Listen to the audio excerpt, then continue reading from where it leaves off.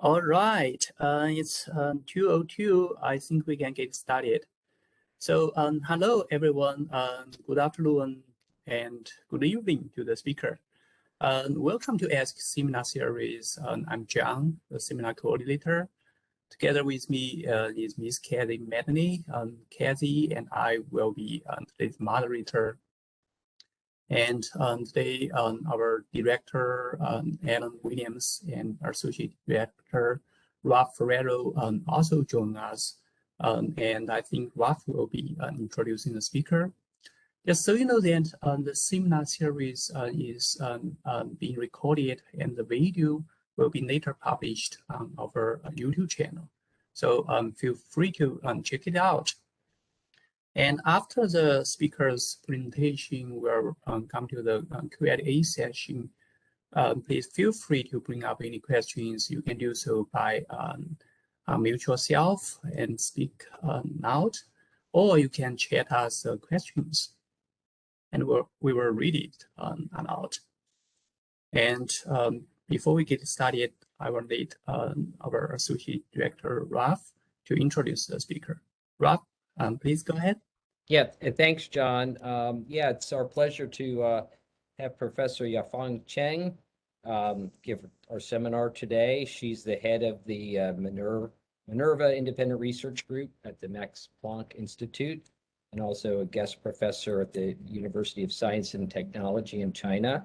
And she's a world leader on research with aerosols and air pollution, and published numerous papers and book chapters and so forth, and has also been recognized with several awards. And I have seen noted here that she's also done some interesting work recently about the transmission of COVID-19 as well, so yeah, and SARS. So very relevant work, and we look forward to learning a little bit about air pollution and public health and climate change. So I'll turn it over to our speaker. Yeah, I'm going to share my screen.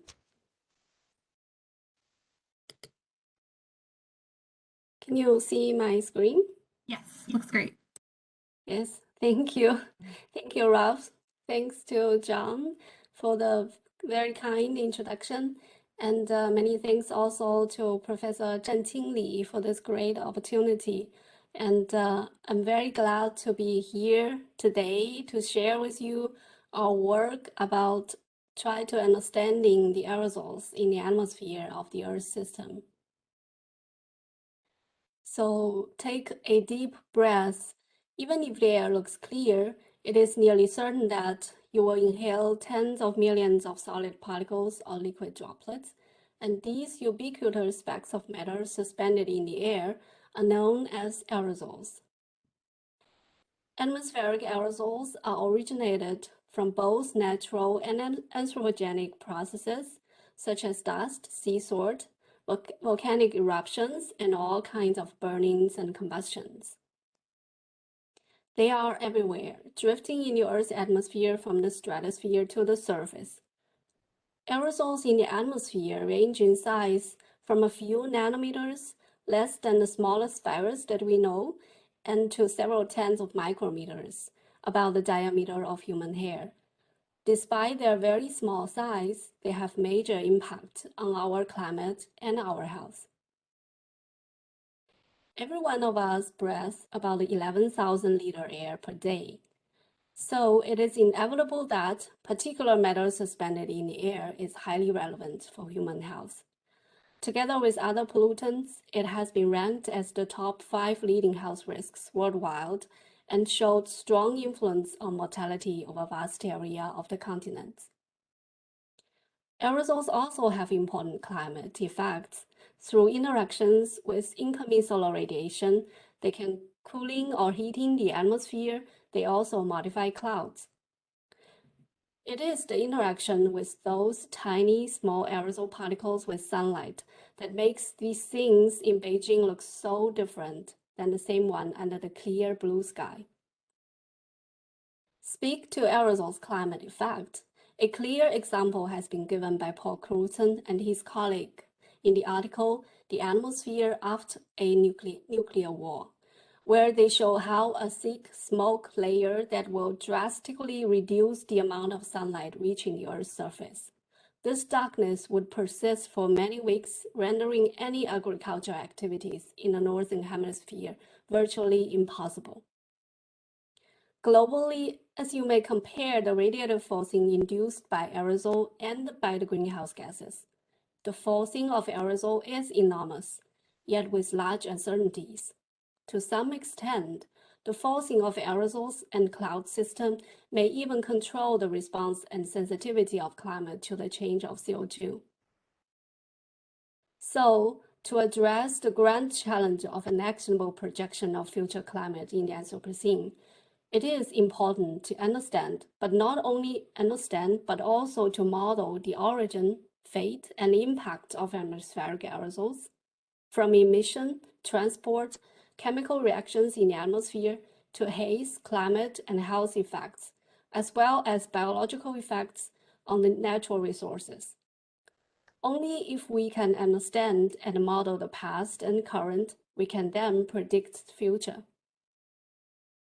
However, there are numerous reactions, interactions, and multi-scales in the atmosphere. To study such a complex system, it is often very difficult or even impossible to isolate your problem or question from all those links and feedbacks. It is also very difficult to do intervention experiments, like in the lab. It is also very difficult to do that in the atmosphere. To overcome the challenge, we combine lab and field experiments as well as instrument development, and most importantly, we take an integration and synthesize approach by developing and applying multi-scale modeling tools. The key is always about identifying and bridging gaps between observation and model. We continuously feed model with new knowledge, new understanding, new mechanisms, and then use it to guide our further experiment design. So this is like an iteration processes. With this approach, our research involves multiple aerosol physical and chemical processes, where we discover the key role of reactive nitrogen chemistry and multi-phase buffer effects in controlling atmospheric oxidative capacity and haze formation. We also study the phase state and phase transition of aerosol nanoparticles and their regional and global impact. There, we show beautiful and interesting phenomenon in the nanoscale, which is so different than in a bulk system. For implication, we study the impact of aerosol on climate and public health. In particular, we show how our scientific understanding can contribute to the policymaking for the co-benefit between air pollution control and climate change mitigation. As we know, there are numerous reactions and interactions and multi-scales in the atmosphere. These chemical, microphysical, optical, and biological processes involving gas, particle, and other phases constitute a close link between human and ecological environment and between air pollution, public health, and climate change. Today, I'm going to present 3 contributions my group and I have made in the past in understanding atmospheric aerosols and their climate and health effects. And limited by the time, I will not extend my talk on our work about nano-size effects and size-dependent phase transition, as well as their impact on particle nucleation and chemical agent. If you are interested, we may talk about it during the discussion or afterwards. So, to control aerosol pollution, we first need to know where those aerosols come from. In principle, atmospheric aerosols have 2 kinds of sources: direct emission and secondary formation that converts gaseous pollutants such as SO2, NOx, and volatile organic compounds into aerosols like sulfate, nitrate, and organic matters. From a chemical point of view, this conversion from gas to particle is an oxidation process that converts compounds of low oxidation states to high oxidation state. That is why identifying the important oxidants in different processes and knowing their sources become a key to understand the aerosol formation. It is generally believed that the photochemistry is the most important oxidation process in the atmosphere, where OH radicals are one of the key oxidants, and my first story is about looking for the missing source of OH. Based on the founding results of Larry and Coulton, classical atmospheric chemistry theory suggests that photolysis of ozone and formaldehyde are the major primary source of HOX. Photolysis of HONO can also produce OH radicals.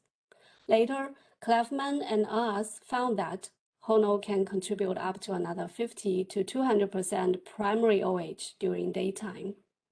This means if we want to model and understand OH radicals in the atmosphere, we first need to get HONO right. Here shows an example of budget analysis of HONO in southern China. The upward bars are the source term and the downward bars are the loss term. It is clear that there is a large missing source, the red color of HONO during the daytime counted for up to 90% of the total HONO daytime source. But where does it come from? For a long time, people have been looking for this source in the atmosphere, but failed. We finally found some answer because we kind of give up searching in the atmosphere. Instead, we turn to another sphere, another phase, the soil, that is closely linked to the atmosphere. When putting all relevant reactive nitrogen chemistry in soil and in the atmosphere together, we found an interesting phenomenon. Whenever you see a nitrogen-containing compound in the atmosphere, it always interacts and exchanges with its counterpartner of the same oxidation state in the soil.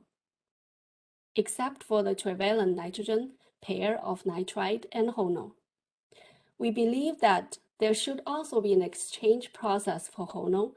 In this mechanism, nitrite is produced through nitrification and denitrification processes in the soil, and then evaporate in the form of HONO into the atmosphere. Our chamber experiments show that this exchange processes does exist. To represent this new link between atmosphere and biosphere, we developed a global biogenic HONO yield model based on the DNDC model. In the DNDC model, the microbial activities, meteorology conditions, soil properties, and fertilization are counted. We then couple it with GeoChem global model. With this, we are able to estimate global soil HONO and NOx fluxes. So this series of studies show that the new mechanism of HONO exchange between soil and the atmosphere can strongly enhance the atmospheric oxidative capacity and explain the missing source of HONO in the atmosphere. Besides producing OH radicals, the photolysis of HONO also produces NO. The soil HONO emission fills an important puzzle into the global nitrogen cycle, which can increase the global biogenic NOx emissions by about 100%. And after talking about photochemistry, let's move towards the murky area, the haze chemistry. It is still about looking for key oxidant, but for sulfate formation. The severe haze shrouding Beijing in cold winter recalls memories of London killer smoke.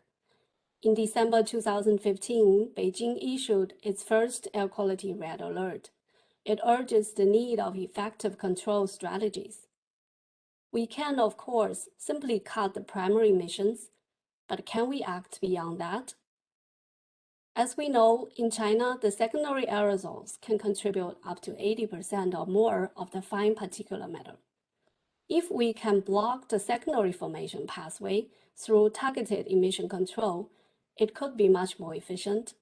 The question is how? To answer this question, we first need to understand the haze chemistry. However, during the severe haze event in China, even simplest as sulfate, we seemed not fully understand its formation mechanisms. According to the conventional understanding, in polluted area, sulfate is mainly formed through photochemical oxidation of SO2 by OH radicals. Therefore, when aerosol concentration increases, we would expect a reduced sulfate production rate because of the suppress of photochemistry due to aerosol dimming effects. But in reality, the observation showed a strong enhancement in sulfate production. This suggesting a missing oxidation pathway. Even with cloud chemistry included, the model can only explain 10 to 20% of the observed sulfate during the severe events. When exploring the missing pathway, we found that the high missing sulfate production rates indicated as the difference between observed and modeled sulfate concentrations was always accompanied by the high aerosol water content. The higher aerosol water content could either be because of high aerosol mass concentration or because of the high relative humidity. Follow this line, it turns out that the reactive nitrogen chemistry in aerosol water, the red circle here, can largely explain the missing source of sulfate, the white diamond, and exceed the photochemistry, the green symbol, by orders of magnitude during severe haze events. In this mechanism, the aerosol water serves as a reactor. The alkaline aerosol component traps SO2, which is oxidized by NO2 to form sulfate. In contrast to the negative feedback of photochemical aerosol formation, this new reaction in aerosol water has a positive feedback. The more aerosol produced, the faster the reaction goes, leading to more severe haze pollution.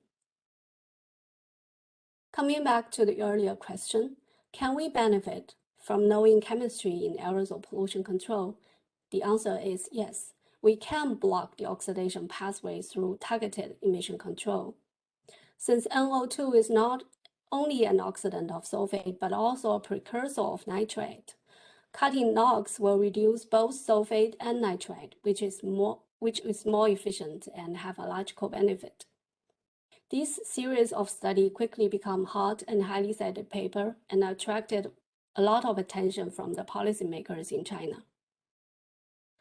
Follow this line, we see that the key oxidant for aqueous sulfate formation can be dynamic depending on aerosol acidity. For example, in cloud droplet with pH between 3 to 5, the most important oxidant is H2O2. But for Beijing haze case, at pH around 5.5, the most important oxidant changes to NO2.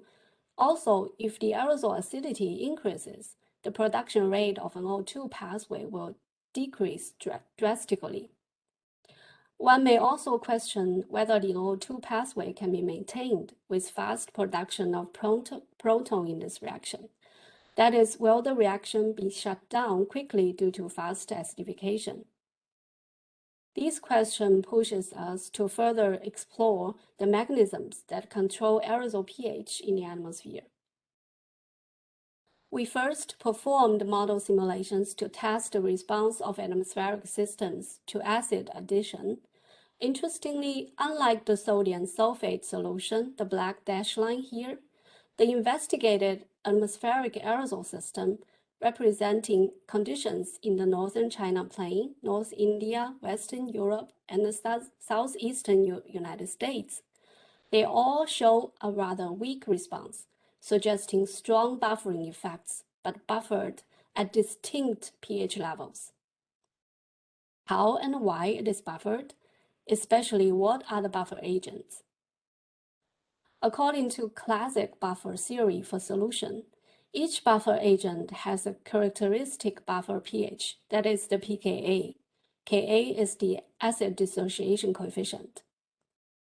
So, the diverse buffer pH of different aerosol systems apparently suggests different buffer agent.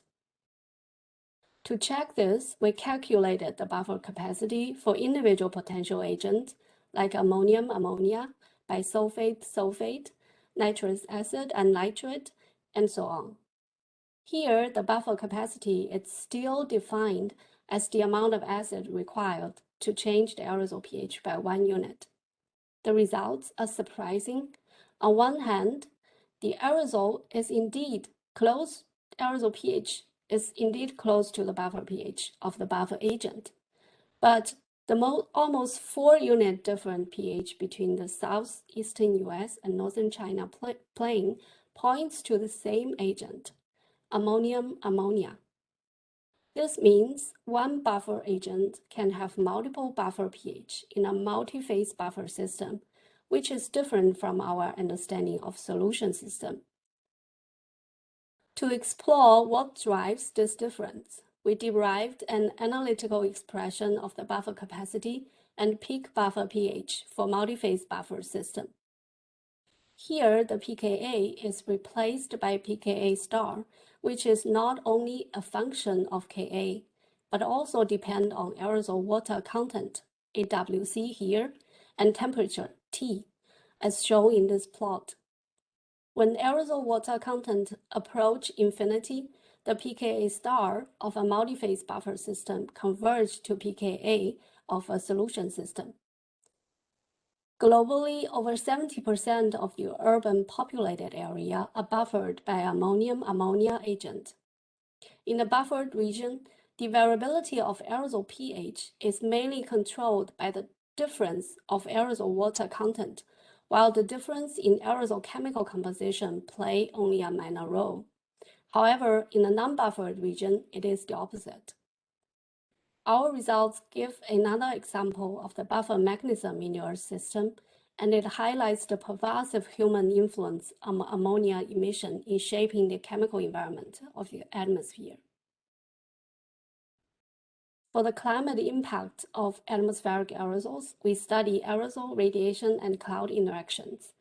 And our focus is black carbon and its direct and semi-direct radiative effects. Here, I'd like to first talk about our recent development of global black carbon observatory with passenger aircraft. Black carbon particles come from all kinds of incomplete combustions.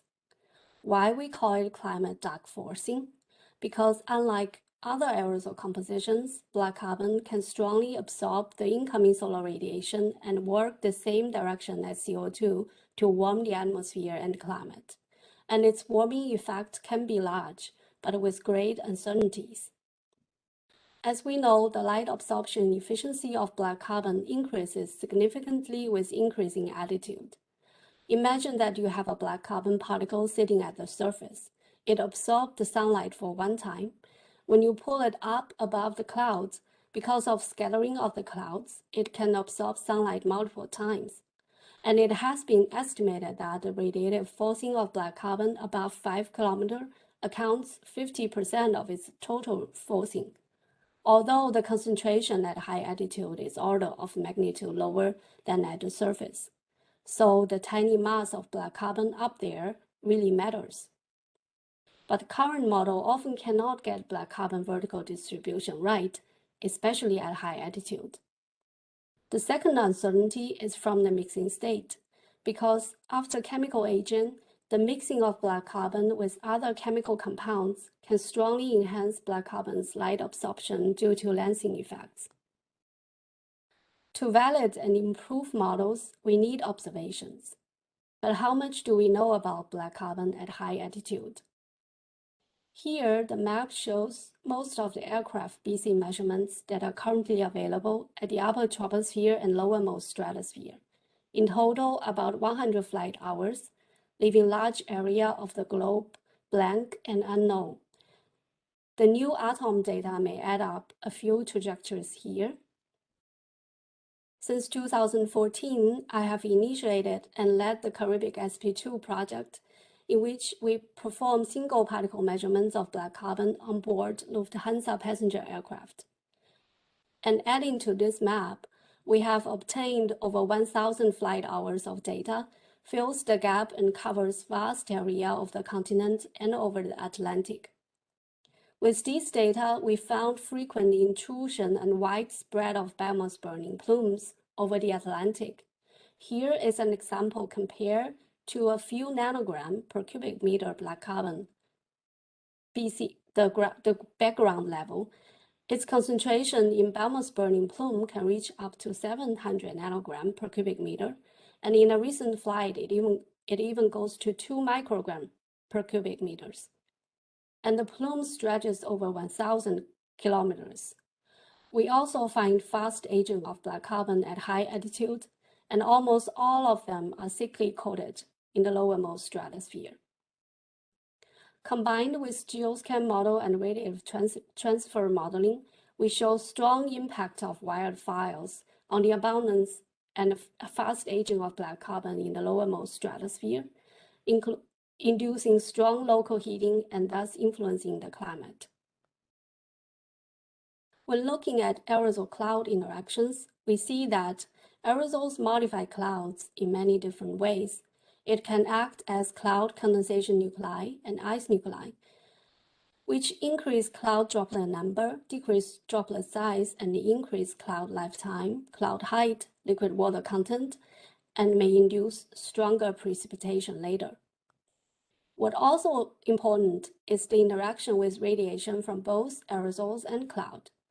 Aerosol radiation and cloud interaction not only influence our weather and climate, but also regulate the life cycle of aerosols and cloud themselves. In this area, we mainly focus on the impact of strong absorbing aerosols, such as black carbon and biomass burning aerosols in general, different from scattering aerosols that only induce the dimming effects.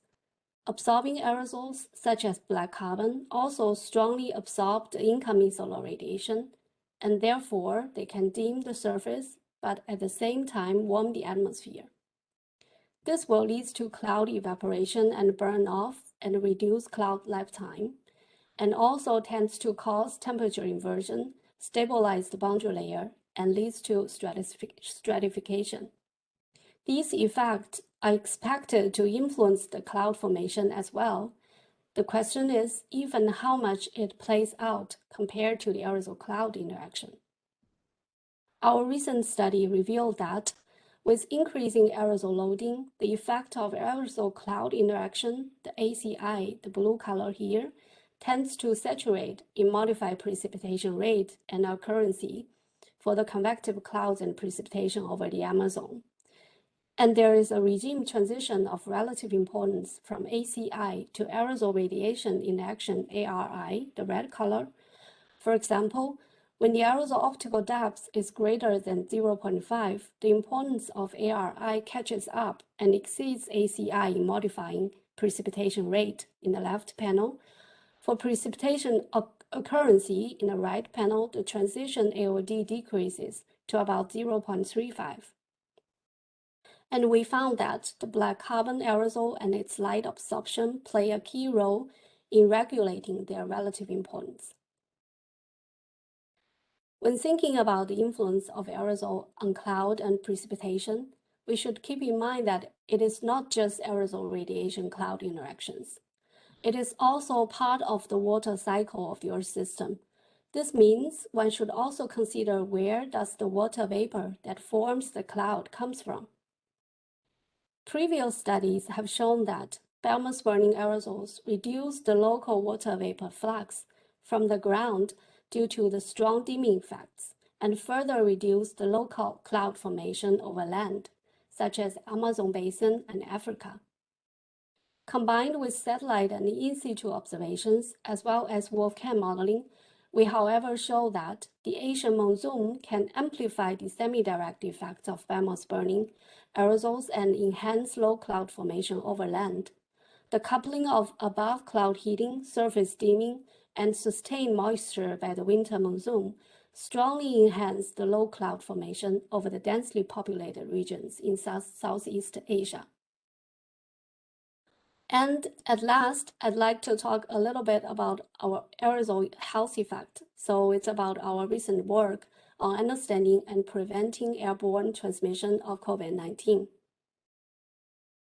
As we know, there are numerous different kinds of aerosols suspended in the air. Except for organic and inorganic particles, there are also many biological particles, such as virus, bacteria, spores, and pollens. In particular, human respiratory aerosols are involved in the transmission of SARS-CoV-2 and the spread of COVID-19. How to effectively protect people against the virus and end the pandemic has become the greatest concern of the whole world since the beginning of 2020. Preventive and intervention measures can reduce the airborne virus load, but what really matters is if and how the reduced airborne virus load will influence the infection probability, both in individual and in population average level. Early studies show that the infection probability and virus number are indeed linked, but with a nonlinear relation that can be explained by a single hit model. Here, I plot the curve illustrating such dependence. On x-axis, the virus number is divided by the median infectious dose, at which the probability of infection is 50%. For SARS-CoV-2, the median infection dose is believed to be around a few hundred to 1,000 viruses. With this nonlinear curve, I will show that there are indeed distinct regimes of dependence of infectious probability on changing virus number. In a virus-rich regime, when the virus number is much higher than the infectious dose, the infection risk is close to unity and not sensitive to change of virus number. For example, in this case, wearing a mask may not prevent infections. However, in a virus-limited regime, where the virus number is close or lower than the infectious dose, reducing airborne virus load by taking measures becomes very effective in reducing the infection's risk. So whether the mask and other measures are effective in preventing airborne transmission of SARS-CoV-2 depend on where we are on this curve.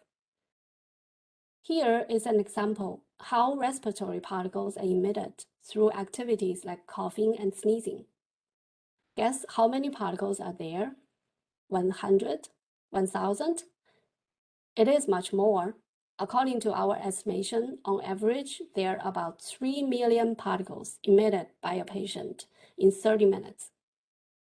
But does the large number of respiratory particles mean a similarly large number of respiratory viruses suspended in the air? Don't worry, the answer is no. Based on ambient virus sampling data, our analysis show that if you stay for 30 minutes in indoor environment, such as Wuhan Fangcang Hospital or US Singapore Medical Center, you may inhale SARS-CoV-2 viruses from a few to a few thousand. It is actually very little compared to the millions of respiratory particles emitted in 30 minutes. So, not every respiratory particle has a virus in it. Now, let's have a look how these data locate us on this curve.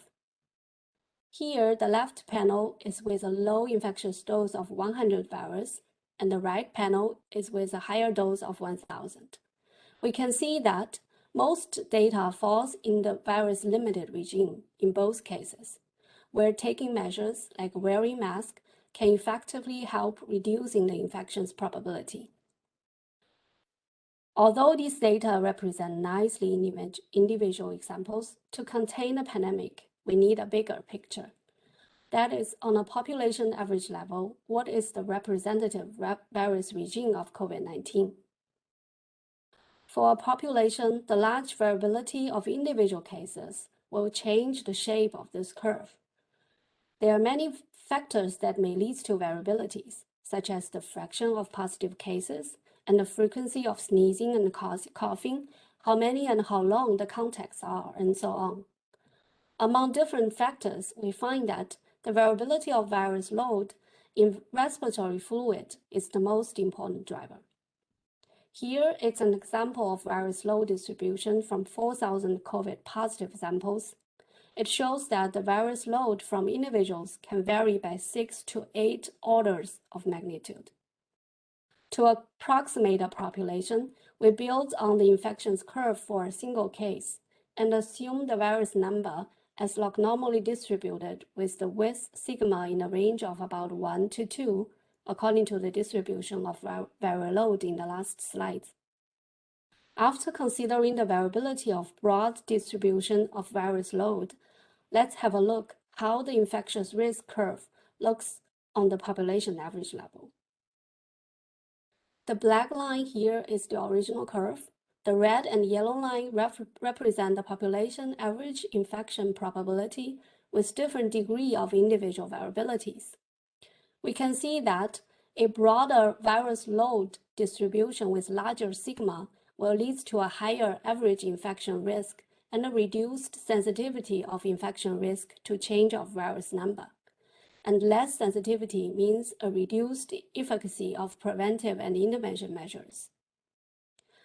Now we have extended the infection curve from individual to a population average level.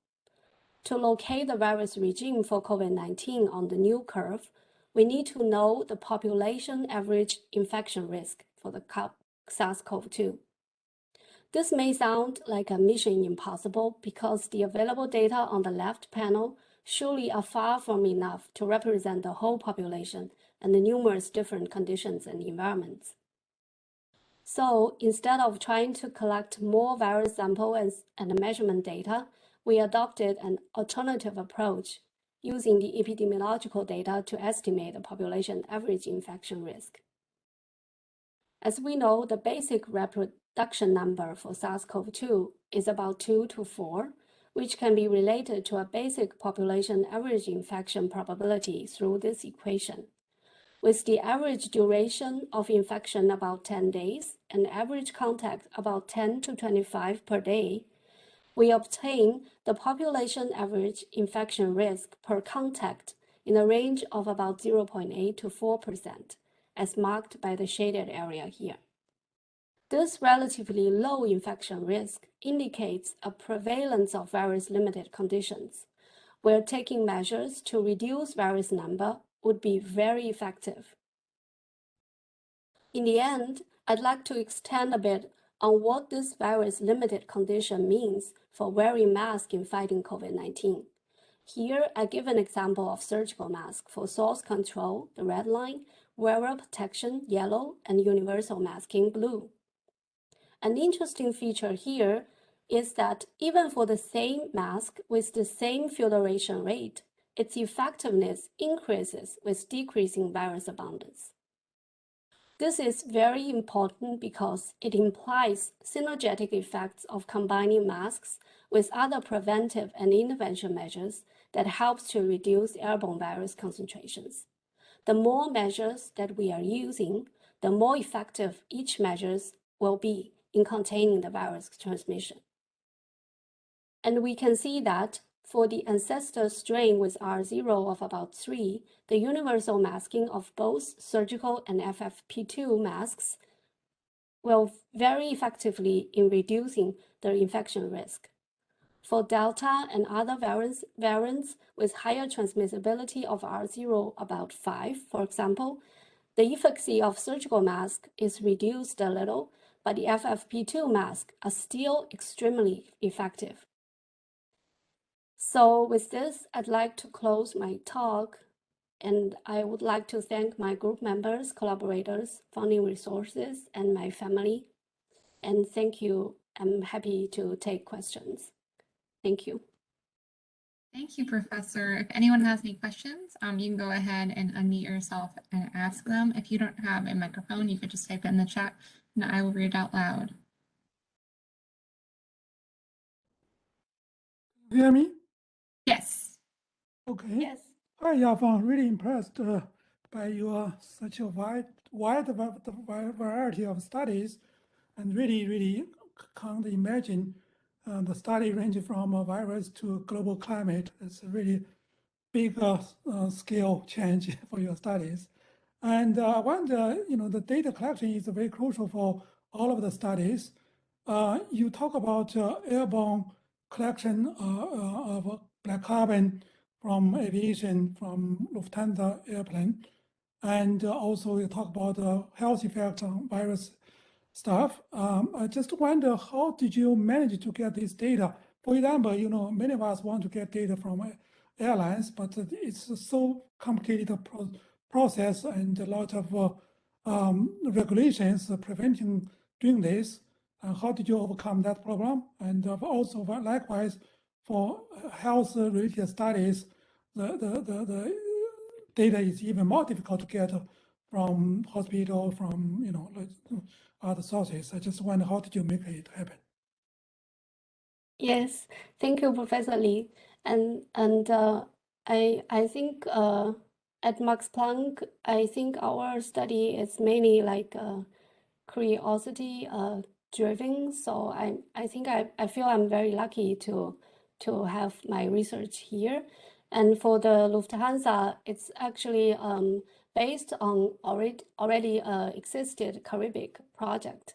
So I always want to measure black carbon to get global climatology of black carbon, but it's on one hand to measure black carbon it's difficult. On the other hand, to have it measure everywhere it's difficult. So actually, I met Karl Brenningmeier in one meeting. So I saw he showed his Caribbean measurements, but at that time there are very little aerosol measurements on board because of the safety regulations. So I talked to him, and then we have a very good group of people. So actually, from I talked to him to we modify the instrument and put it on board and get all the safety check and the certifications. It took only 4 months. So and then we could started to measure the black carbon. Actually, we have only one time failed of software problem. So I really thank to the very the excellent teamwork. I think it's excellent teamwork. And for the SARS-CoV-2, I think not only me, but I think globally the aerosol scientists are all trying to help to end the pandemic. So my hometown is Wuhan. So my in the beginning of the pandemic, many of my parents and my parents-in-law and my friends are all there. And also I see that many people have very reluctant to wearing mask because they want to know if it really works. So for this, for this, I really want to, I feel like I need to help. So, but for the virus data, they are all published. So for this, I think also the archive publication, this also really help the scientists all over the world to get data very quickly, to act very quickly to the SARS-CoV-2. So yeah. Okay, thank you. Thanks. Any other questions? Sure. Great talk, Yafang. Toward the beginning, you were talking about the pH dependence of some of the multi-phase chemistry, the generation of aerosols. In North America, at least in the eastern half, the pH has gone up by a full unit from around 4 to around 5. So it's a factor of 10 reduction in the acidity. And I'm wondering if we shouldn't really be rethinking our paradigm for generating secondary aerosols of all sorts.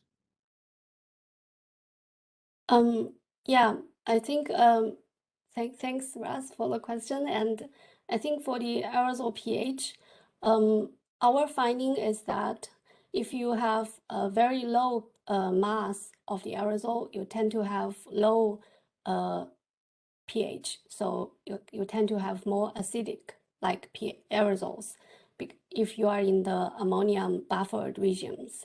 And in China, it's still ammonium buffered, but because you have a lot of mass, so you have a lot of aerosol water, so then you have a higher buffered at a higher pH.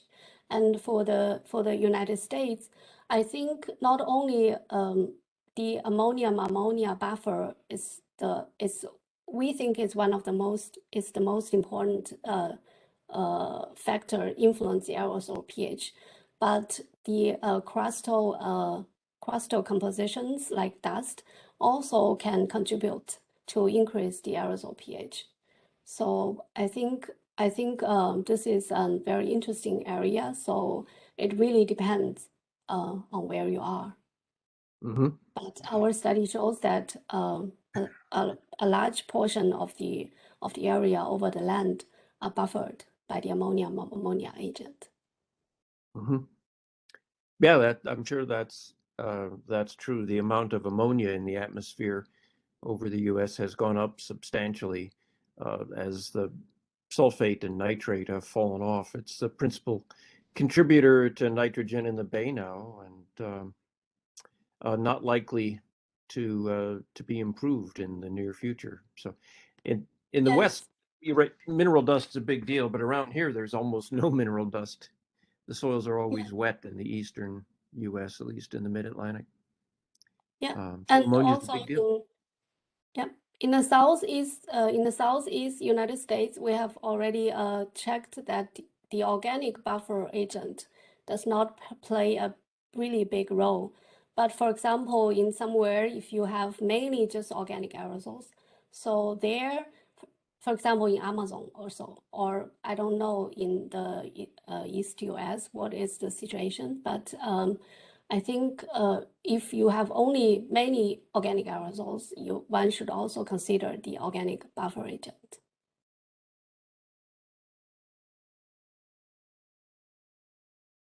Thanks. Thank you. Any other questions?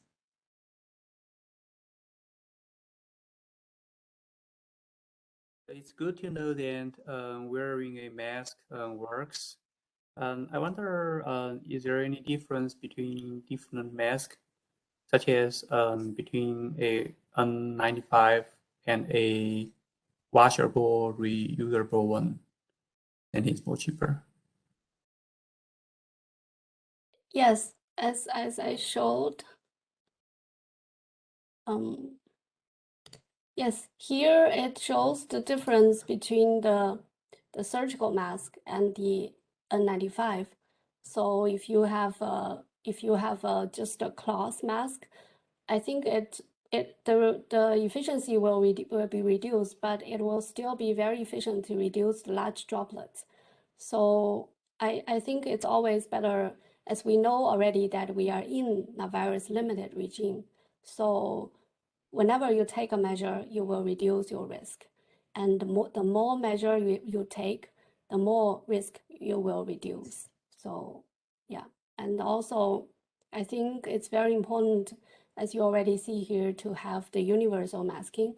And also we know that at home or with your family members or when you're asleep, it's not possible to take a mask, and also when you're in a restaurant. So the appliance of the mask cannot be 100% in principle. So it is very important to combine different measures like ventilation, masking, and also social distancing. Yeah. Awesome. Thank you so much. Thanks. Any other questions? We probably have time for one or two.